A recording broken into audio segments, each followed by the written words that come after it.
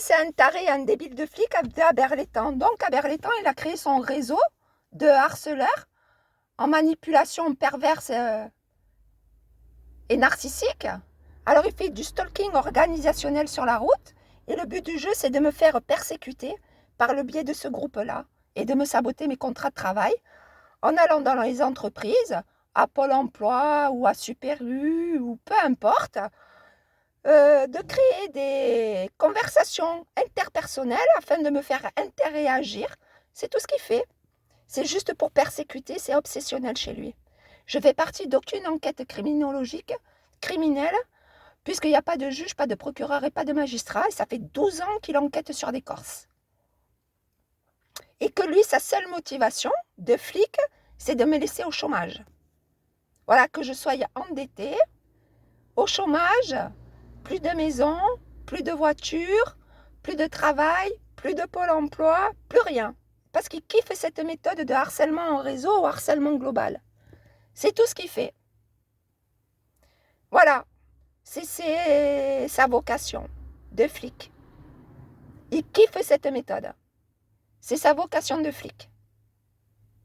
C'est juste pour le plaisir de me persécuter. Voilà, alors il embobine tout le monde. C'est un réseau, il faut que ce soit un réseau d'hommes et de femmes, de plus on est de fous et plus on rigole. Tout ce qui peut arriver aux autres, il s'en bat les couilles.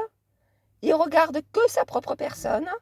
Et les autres, il en a strictement rien à foutre. C'est parce que vous êtes sensibilisés, soi-disant, vous faites partie d'une enquête secrète.